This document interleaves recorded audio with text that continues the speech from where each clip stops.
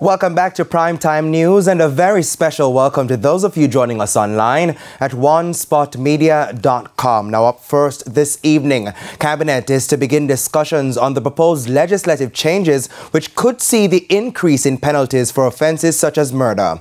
Prime Minister Andrew Holness made the revelation while addressing an East Central St. James Education fundraising dinner last evening. The details in this report. 2022 saw the passage of the new Firearms Act, and if the Andrew Holness-led government has its way, 2023 will see other legislative changes which will see stiffer penalties for people who commit serious crimes. He'd already hinted that the sentencing guidelines for murder needed to be reviewed. Well, these discussions are set to begin Monday.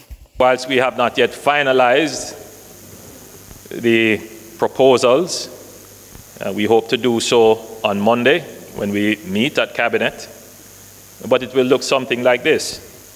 For capital murder, the penalty is death. If not applied, then life without parole.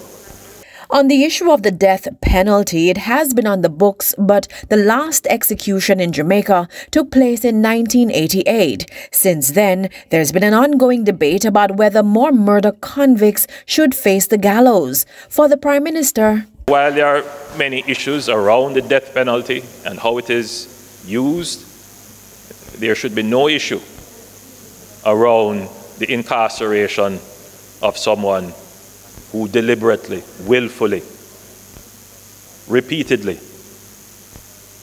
takes life. Our penalty system must reflect our value system. And in our civilization, in our society, we all value life. For non-capital murder, the proposed sentence is 45 years to life. Mr. Holness also sought to justify why the changes were needed. There is no question that somewhere over these many years, murderers have gotten it into their minds that the penalty for murder is not the death penalty. They have gotten it into their minds that the penalty for murder is not life imprisonment.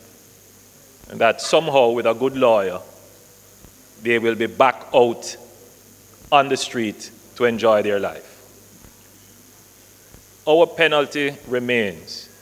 If you take a life and you're convicted of such, your useful life should be taken. The Prime Minister appears hopeful that the changes will send a strong signal to criminals. Janella Precious, TVJ News.